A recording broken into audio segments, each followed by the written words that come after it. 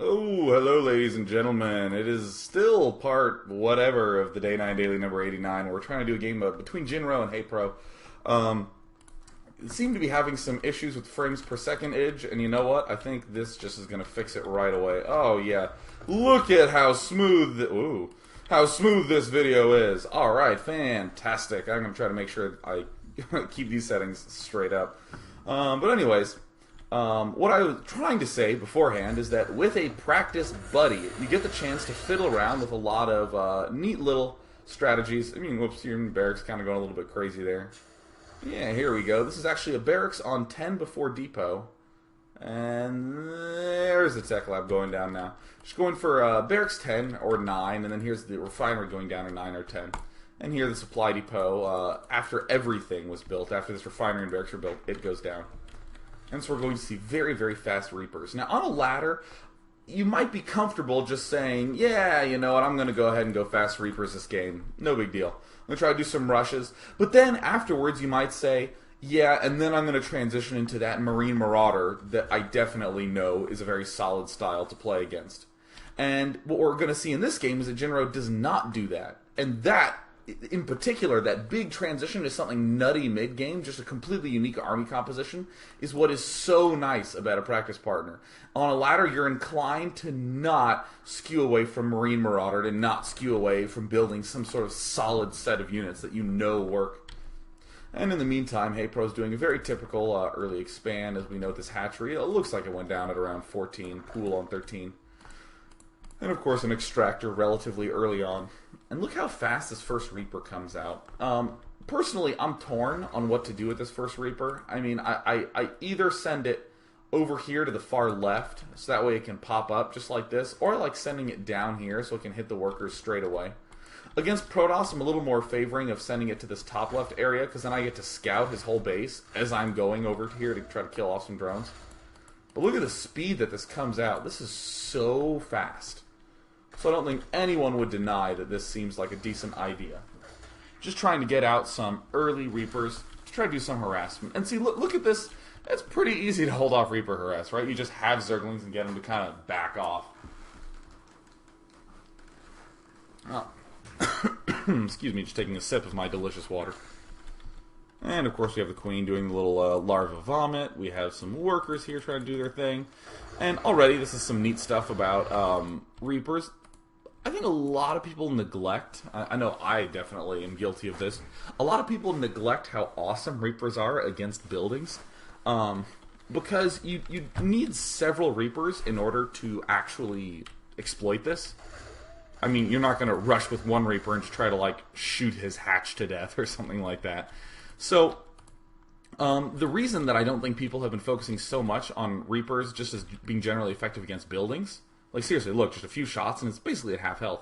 I think the reason is because people have not been getting them en masse throughout the game. And as we're seeing right here, Jinro's actually getting the Nitro pack upgrade for Reapers, getting more Reapers, going to really bring the noise here a little bit.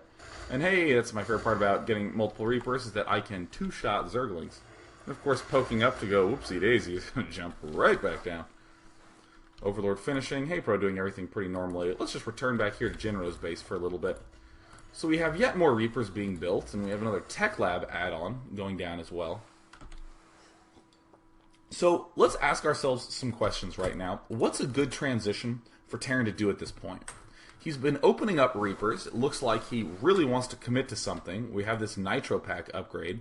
So for one, just thinking about the Reaper itself, even though, you know, you might stop making Reapers for a little bit. Like, suppose if you were in the base right here and you saw a Roach Warren here or saw a Roach Warren going down here somewhere, that's definitely ample reason to say, you know what, I'm going to stop Reaper production and make just like, you know, somewhere between 6 and 10 Marauders. However, because we're also getting this second Tech Lab upgrade, again, just thinking about the Reaper, we can just get more Reapers later and just try to do a whole bunch of damage in the mid-game stages right there.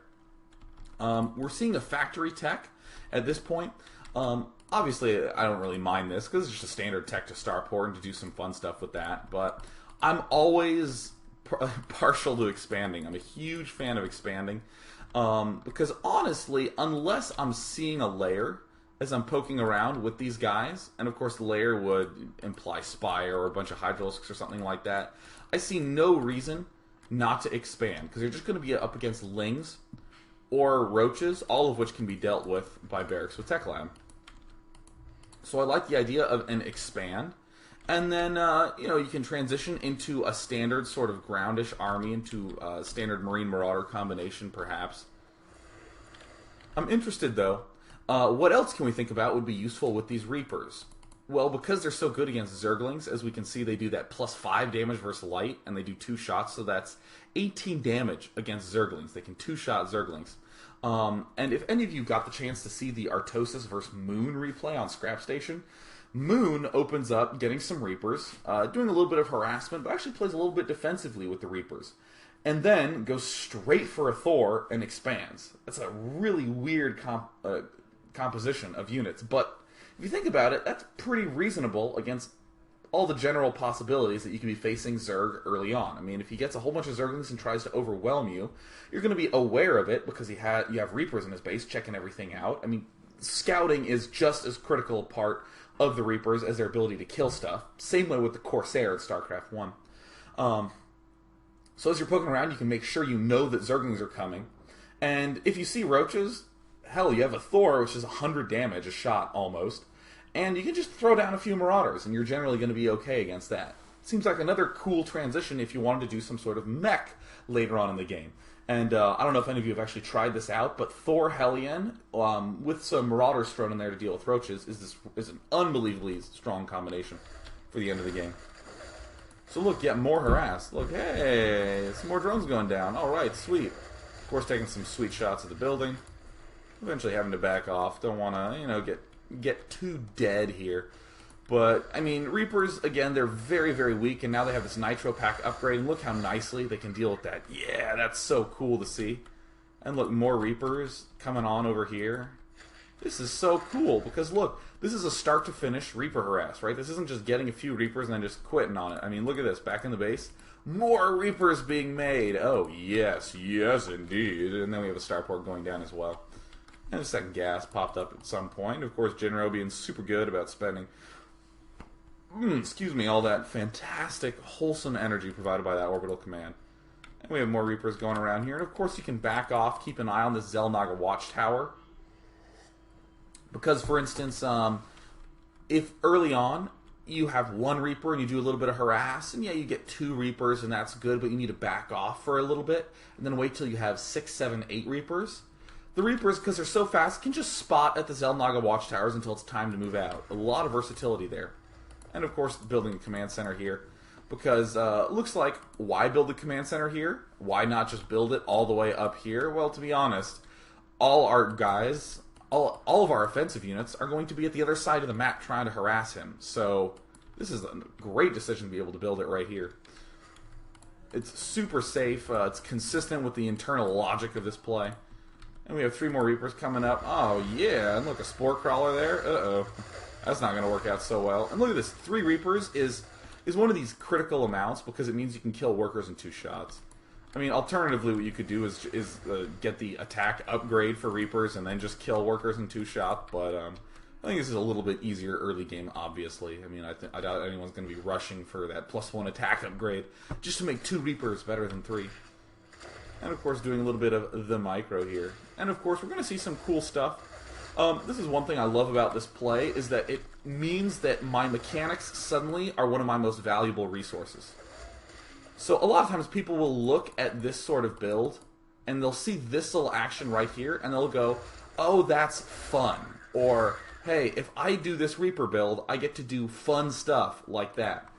But take it a step further, and note how critical micro was there. Haypro did use a decent amount of micro, as best he could, really, running back and forth from that cliff. Managed to take a few hits on Jinro, but if he hadn't done that, Jinro would have just had complete leeway to do whatever he wanted. Oh, excuse me. So, in a sense, micro and making sure your opponent has focus there is fundamental to what's going on here. And so often in the early stages of a strategy game, people will only be focusing on what the basic composition they're doing is. Like, oh, Marine Marauder with this ratio of Marines to Marauders, and that's all they'll do. But suddenly, when you're going Reapers, if your opponent, is one of these, oh, I just want to think about unit composition people, you can just kill him, right? You can just screw him up so bad that it doesn't matter if you just know the perfect, ratio of units. He doesn't have any workers. He's dead. You have already sufficiently killed him. And this sort of build, I think, is super unbelievably important to sort of discover what's going on here. It reminds me of Two-Port Wraith against Zerg in StarCraft 1. The Terran player can do all sorts of harassment like this, and the Zerg really just needs to be focused and buckle down and hold it off. Because if he doesn't, he'll just lose really horribly. And it forces a certain level of skill from your opponent. And look at this, more Reaper harass going down. One thing that I think is really important to note, though, just as sort of a benchmark, I'm really giving Jinro a lot of credit. You're hearing me just give the serious man love all over Jinro. But note that Jinro's at 35 food, and Haypro's at 50 food, so that's a pretty big differential already, early on. But I think the most important thing to see is that the way I would phrase this is that there are bits of truth here. It's really easy to be really dismissive of strategies super early on, to just do something like, oh yeah, if you go Reapers, you don't have any strong units in the mid-game, so don't do it. Still, I would say the real thing is to say Reapers are so strong in the early game, I need to figure out a way to make them work in the mid-game. So there's bits of truth here, right? We're seeing Reapers do some awesome stuff. We've seen them kill off a ton of drones, and with 3 Reapers there's some serious magic that can go on. And one thing I do also want to note is that you can make really good use of the Alt key, just holding it down and going, oh hey, look, this drone is actually weak. I'm going to try to target fire that guy. A lot of people actually just permanently turn on the health bars like this, so that way no matter where they look, there's health bars. But honestly, I have a little bit of issue parsing the information there. And so I'm not going to try to just man up and say, oh yeah, I'm just going to clearly play the game without ever understanding what's going on and just clicking on health bars. Because honestly, that's what makes the Alt key so nice, is that if I know I need to target fire something, I can just tap it like that. So that's actually a hand skill I've been trying to incorporate more and more over time. So hey, it looks like we have some nice transitioning going on here. Going for Banshees in the midst of all that Reaper harassment. Getting more Reapers and getting some reactors just to pump out some more Marines. The reason I think this Banshee transition is, oh, I have 7 frames per second. Sorry, I will be right back. Let me actually see if I can adjust this thing a little bit. I'm going to come back here. I'm going to come to this screen. You can watch me blab for a little bit. Looks like I'm lagging, so I'm going to come back here, and no, it's... Whoa, that's actually kind of sweet. All right, so I'm back, and the bandwidth is back up again, or excuse me, the frames per second are back up again. And in that whole process, I didn't actually do anything. So that's actually cool, because it means that something went wrong with Procaster, and it saw it and was like, ooh, let's fix this really fast. So that's neat. Hey, and yeah, look at it. It's nice and smooth. It's back at 25 frames per second again. So that's pretty cool. I'm going to go ahead and resume this little watch-a-ruha here. And as we can see, the expansion goes down. One thing that I want to just continue to emphasize is that I really like muling at the expo. Oh, we see a whole bunch of Zerglings coming here. I really like muling at the expo because we've already mined a pretty fair bit of minerals here in the main. So just sending it to the expo sort of evens it out a little bit. I really do like that quite a bit. And of course, this is obviously bad. And this is one of these aspects of Desert Oasis that I think is of utmost concern, or something like that. I think if you're going for some sort of Reaper play, what I might actually favor is, instead of bunkers here, I might put a bunker here next to the command center. That way, it would be a lot easier to defend it for any of these sorts of counterattacks. And then I would simply rally all my Marines into my main, or rally my Reapers into my main. Or even maybe put a bunker up here, or a wall off, or something like that. Yeah, actually, wall off is probably what I would like here. Wall off here, and a bunker here. Only to worry about these sorts of counterattacks. I wouldn't focus on doing that in the late game if he's doing just a general push of units. But yeah, I mean, this is the big concern I'm seeing. Reaper harass has been fairly sexy up until this point, But suddenly, what is this, like 10 Zerglings? Yeah, it's just like not many Zerglings at all. I mean, and it's forcing you to lift your command center. That's pretty significant. So I would definitely think, what is a better way to deal with this? One of which might be to instead transition to mech. So you have Helions, which are very mobile, which can maneuver around and deal with this sort of stuff while continuing to do Reaper harass. So look at this, just bouncing right in there. Note, Reapers are very strong against Hydralisks. Like, incredibly strong, because Hydras, again, are this light armor type. Doing a little bit of a, perhaps overly heavy emphasis on killing off that Spore Crawler. Because this transition to Banshees, for the most part, I do like. Because if you do transition to Banshees quickly enough, your opponent is likely skewed more to ground defense, right? He did things like build a Spine Crawler in his mineral patch to be able to deal with harassment. He did things like keep extra units back here to be able to deal with Reaper harassment. He's not going to be too prepared for some sort of anti-air, but it looks like Jinro wasn't able to tech quickly enough to actually make that an issue. Instead, the Banshees just sort of came out and sort of petered out. So, I mean, a lot of experimentation going on in this game. Looks like it's Reapers straight into Banshees and continuing to make Reapers all game long. I actually really like this part where he lifts these 2 reactor barracks and just lands it down and makes 2 more tech labs, sort of as like this emergency, ooh, crap, I need to get more tech lab units. The Marines aren't going to cut it right now. And now this expansion's finally sort of up, but, you know, not quite the way that you'd want it. So I'm seeing some neat stuff with the Banshees. In all this experimentation, I really feel like the Reapers were able to pull their weight quite a bit, and at the very least keep the opponent on its feet. I mean, I definitely think that even like 1800 level players down in the Platinum Division would have a hard time dealing with this. Haypro, I believe, is like 2500 Zerg. He's like the second highest rated person on the ladder in Europe. But yeah, look at this. Like, mass Reapers being made. How sweet is that, right? A lot of nutty stuff going on. And especially if you're against a player who's going for a lot of Hydralisks. If you are going about doing harassment, I mean, not quite like that. That was a little bit frown-worthy. But if you're going about doing harassment like this, and notice that up until these guys just hatched, there's only like 5-6 Hydralisks there. So this means that Reapers can demolish Hydralisks that are in small numbers, just planted around various locations. So, that, to me, is like a super huge good reason to be starting to, you know, get Reapers. Because really a lot of Zerg players against Terran favor Hydralisks in the mid-game. It seems to be a pretty big standard for Zergs. I'm also noting that Haypro's money's kind of high. I've seen other games of him where his money doesn't really get that high. So I really feel like just the focus, distraction of all these Reapers and Banshees is doing a pretty good number on the opponent. So I think that's pretty cool. So look at this, mass numbers of Reapers. That's awesome. It looks like Haypro's doing the good old LOL.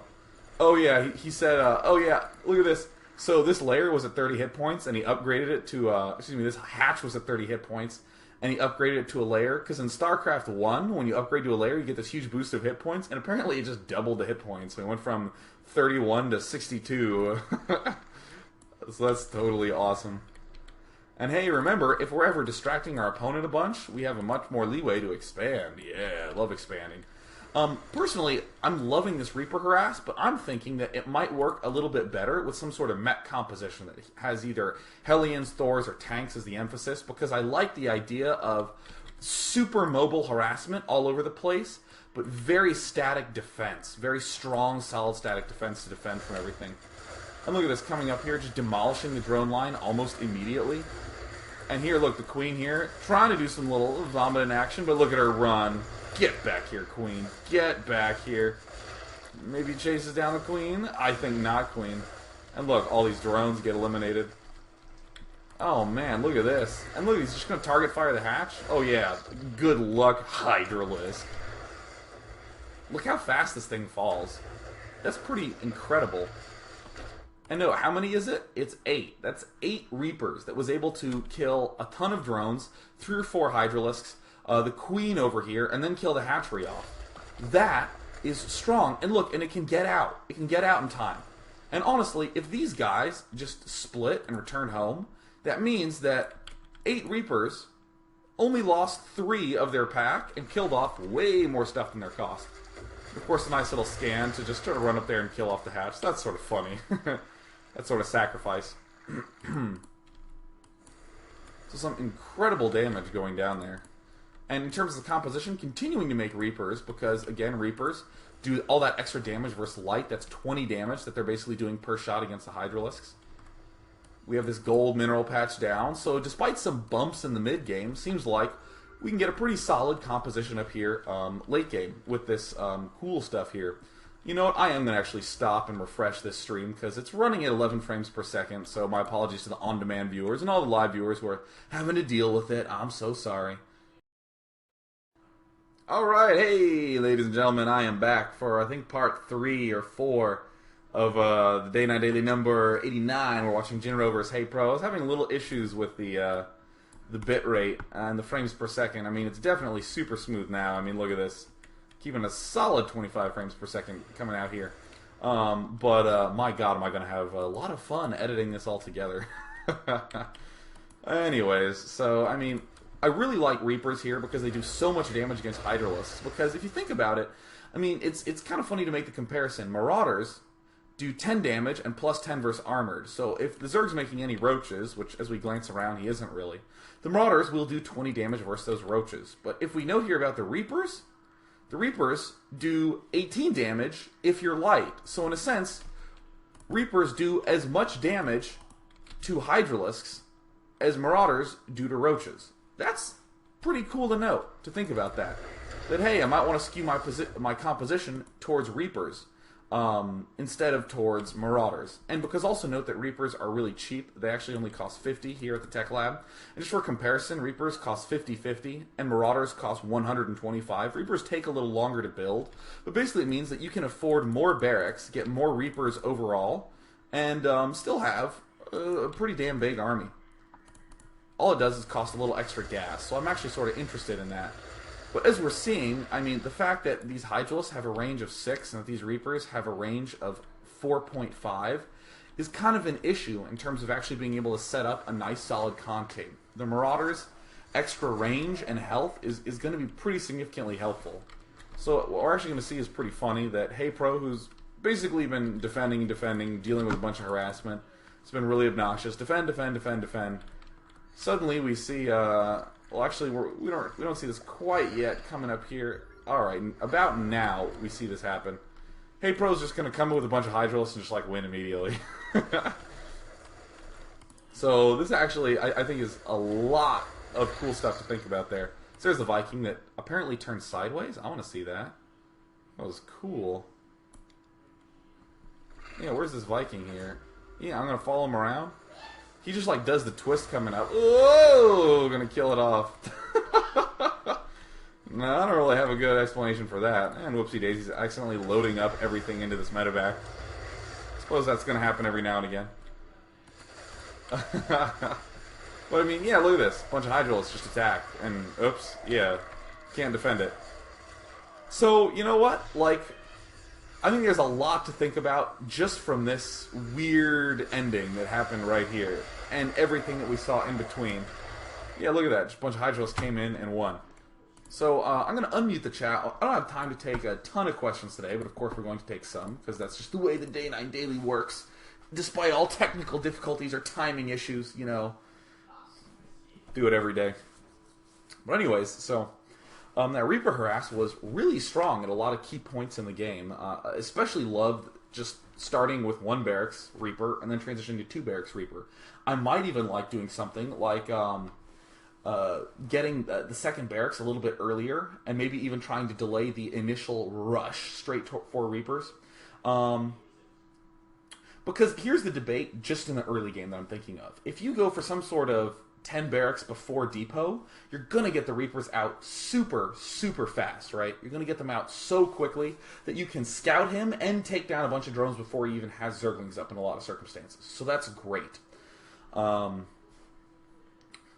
the big thing I'm thinking is you don't have that much pressure like 2 minutes later, 1 minute later.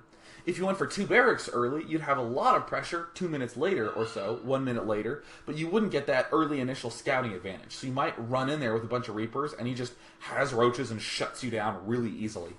So that's something that I would play with. Once I get all the later game stuff down early, I would play around with this early game opening to see what suits the later stages best. Now, in terms of the mid and late game, we saw that there was a lot of damage that was done by those Reapers, especially when Zerg starts to spread out. Just 8 Reapers took out an entire layer and Queen and all the drones. That makes me really want to use Reapers. But as we're seeing right here, a bunch of Hydras just came in and won. So there needs to be some way to deal with that sort of composition. That's why I'm thinking more about a transition to mech. Because Jinro has also been experimenting around with mech, notes that you can't quite go pure factory. Thor Helion is a great composition. It's incredibly strong. But you do have issues with players who go for a lot of roaches, so you kind of need barracks with tech labs for marauders anyways. And if you do this Reaper harassment, it seems to be consistent, right? We can throw out some Reapers when we want to do some harassment, and we can back up and get some Marauders if necessary. And the rest of the time we're getting Helions with that infernal pre-igniter upgrade or whatever it's called. And that deals with Hydralisks really well. And we have Thors that are just nice muscle units, nice meat units. So that's something that I want to try for any next time that I'm going to be doing this sort of strategy. What else was it? And you know what, just as an illustration of how important it is just to not freak out too much and harass, Haypro was having stuff dealt with him, or excuse me, stuff thrown at him all game long, and he just sort of dealt with it, right? Yeah, sure, he'd lose some drones, but he was really good about continuing to vomit larvae back on his hatcheries on a really regular basis. Didn't want to miss any of that at any point in time, even though he was losing drones all over the place. And in the end, he just was able to attack with a bunch of stuff and win. Too often people think that the key to harassment is some sort of weird, positioning of a ton of defensive structures or changing what units you're building to deal with the Reapers, saying something like, alright, I'm going to abandon Hydralis altogether and just get Speedlings because it's the only way I can deal with Reapers. And it becomes way bad, right? Here we just saw him go, okay, I'm going to go Hydralisks, Reapers do a lot of damage against Hydralisks, but this is the unit I'm making in the mid game because it's solid, and I'm just going to deal with it. And look, he just won by a significant margin in the end. Let's just go ahead and take a handful of questions. Once again, sorry for the technical difficulties. I'm trying to continuously play around with my sound settings to make sure, my video settings to make sure it's at maximum quality given my bandwidth. Because honestly, I have a pretty strong computer and a really sick bandwidth, so I don't really know what the issues were today. But let's go ahead and review some of these issues that people are asking about. We have some people who asked the same questions yesterday. Let's see here. Yeah, this is actually a good question. ASDF says, why can't I put lings on both sides of the cliff, preventing the jump ability from beating the speed lings? That is an excellent... There's a few implications in there that I think are really key that highlight the strength of Reapers. So, yeah, what ASDF is saying that, imagine this backside of the minerals. Let's actually just go back to the main screen.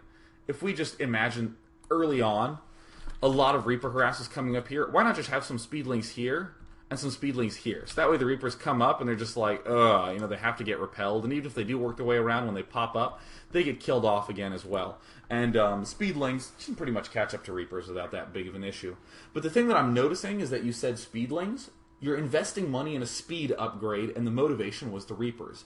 And you're talking about Zerglings in 2 positions, which means you're going to be building extra Zerglings. And to be honest, for a Zerg early on, the ability to make a few extra drones, as opposed to 12 Zerglings or something, is fairly huge. In Dimaga's games in the Zotac Cup number 4, he was a huge fan of opening up Speedling, Baneling, and doing a lot of early aggression, just busting down his opponent's front. Except, as we ended up seeing several times when Dimaga's early aggression got denied, if he didn't have the opportunity to make a whole bunch of drones previously, like if he hadn't abandoned a Baneling Speedling build, he had no real strong economy. When he committed to this Baneling Speedling build, if it didn't do a ton of damage, he was kind of screwed. And so here, you're making the Speedlings purely defensively. So if those Zerglings don't do the damage to the harassment, like by a significant margin, then you're going to be way behind. Plus, think if you're playing a Terran player who opens up Reapers and you don't really get to see what's going on in the Terran's base. If you overcommit to getting Speedlings or Zerglings there, you might not be in the best situation. So I think that's a lot of really cool things to think about. That, yeah, Speedlings on the top and bottom side of the cliff in a vacuum, that, you know, obviously is going to repel the Reapers, but the idea of actually implementing it is going to be more advantageous for the Reapering Zerg, or for the Reapering Terran. So let's see here. Oh, actually, this is a completely reasonable question, and I saw it and accidentally scrolled past it. There was someone here, I want to make sure I find the person's name, who asked, what is just a good way to deal with Hydralisks? And, I mean, that seems just like an overly simple question to ask, but to be honest, a lot of Zergs are using Hydralisks as the staple mid-game unit against Zergs, or against Terrans, and it's so strong, right? And it's almost like, you know, like in the 5-hatch Hydralisk build that everyone did in Zerg vs. Protoss in StarCraft 1, people are like, how do I deal with all those Hydralisks in the mid-game? I would say that there's a little bit of other stuff going on. Hydralisks, in general, are just a solid unit. And whenever you have like a good, solid, all-around unit, how do I want to say this? Okay, so Hydralisks are a layer unit, and they're a solid all-around unit. So this means that it's good to get it as a staple of your army, but it's layer. So the question is, what's going on, everything leading up to that point? So instead of thinking, oh, my opponent has Hydralisks, what is the thing that I should be building to be killing the Hydralisks? Instead, what's slightly better is to say, how could I have broken the Zerg's economy? And I'm going to do some examples in a second. How could I have busted in there and messed up his economy? How could I have forced him to make too many roaches early on instead of, you know, Zerglings? So that way, by the time he actually gets his Hydralisk up, he just doesn't quite have that many of them. And I mean, Reaper harass is one example of that, but an even better instance is Helions against Hydralisks. Once the Hydralisks get in big numbers, sure, the Helions do extra damage boosts to light units, but they just don't fire very quickly at all. So the Hydralisks are actually able to make a really nice big concave and just kill the Helions relatively quickly if the Hydralisks are in pretty big numbers.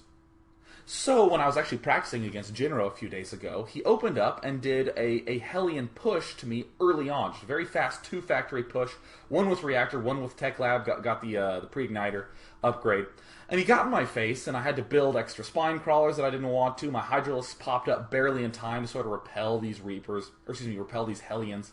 And then he ended up sort of departing, having lost 2 Helions, and I wasn't minding for a little bit. But then I was like, okay, cool. And then I went back, and then I started to make some drones, because I was rushing to Hydralisks to be able to deal with this sort of harassment. And I had to build all these spine crawlers, and I was like, alright, let me now build up some drones, and then I'll go back to making my staple mid-game unit. I'm going to go back to making my Hydralisks. And then, like, 2 minutes later, he came out with 2 Thors from that factory that had the tech lab, and like 13 or so Helions. And I only had 13 Hydralisks, and he just crushed me. Because once again, keep in mind that Thor's one-shot Hydralisks. They do 45 damage per little cannon thing. And Hydralisks only have 80 life. So, or excuse me, 90 life. He had the +1 attack upgrade, so that was another part of it for the Thors. But, you know, he was one-shotting my Hydralisks, is the important thing. So I didn't have that many Hydralisks. I actually remember watching the replay, and I only really had 13. And when I went back and I actually watched the game, I saw to myself, yeah, you know what? I had 13 Hydralisks for a while, but I was making drones, you know. So if I had just kept making Hydralisks, I would have held off this push. And even though that may have been true, it means I would have sacrificed a bunch of drones. So, yeah, I would have held off his push, but at what cost? I would have just held off the push and probably lost at a later stage in the game. And in that, it wasn't that he was going Thors and one-shotted me, or that he was having these Helions do this extra damage. Sure, that all helps, but for me, it's that little push that happened earlier on that got in my face that was the big thing that sort of shut down just the general unit, the Hydralisk. So, once again, sorry that I scrolled past whoever asked that question, because I always like to announce who said the thing. Oh, Groby C says, what do I think about this Fast Reaper build in the other two matchups? In Terran vs. Protoss, I love getting the sort of 10 barracks, because you get the Reaper in there before he has a Stalker, so you just get free probe kills. Personally, though, I prefer to get a delayed second barracks, both with the Tech Lab add-on, and just harass around a bunch once I get 3 Reapers with speed. Because then you can go back and make an extra 3 Reapers or so. But I mean, right when you get 3 Reapers with speed, the Protoss is still pretty vulnerable. If he's going for like a fast Robo Bay, you can really punish him pretty hard. If he's trying to do some sort of 3 Warp Gate push action, you can, you know, mess with him quite a bit that way as well. I used to prefer the fastness of a Reaper, but now I'm sort of preferring the timing of getting 3 or 4 Reapers with speed in there. Terran vs. Terran, have not checked it out whatsoever. What is my stance on the healthcare bill? I'm glad that they made health legal in the United States, so I endorse it. I actually don't know too much about it. So let's see here. Oh, what's the best toasted sub from Quiznos? What is it? The turkey bacon guacamole. Oh, the turkey bacon guacamole is fantastic. We have more good questions here. Oh, yeah, this is a great question from I'm a Newbie. How did I forget about this? This is great. I'm a Newbie asks a question, or an idea that's actually very much so not a newbie. He says, why not just get a planetary fortress on Desert Oasis? Since units target planetary fortress even before SCVs, you can just expand aggressively and build planetary fortresses and move around with Reapers to your expansions. So that's actually quite brilliant, because, I mean, not only does it provide an easy solution for dealing with your natural expansion on Desert Oasis, but also it means that, hell, you could expand to the gold minerals early on and just use your SCVs to defend a planetary fortress there. You might even actually be able to do some more expanding action than the Zerg does, assuming you're continually making a ton of Reapers and scanning around quite a bit to make sure. I think that actually is probably the big component of that is you don't get to mule. If you are doing this planetary fortress stuff, you need to scan to make sure that you're not vulnerable to any sort of weird tech switch to like mules or something like that. But holy crap, is that ever the big thought of the day? Yeah, wow.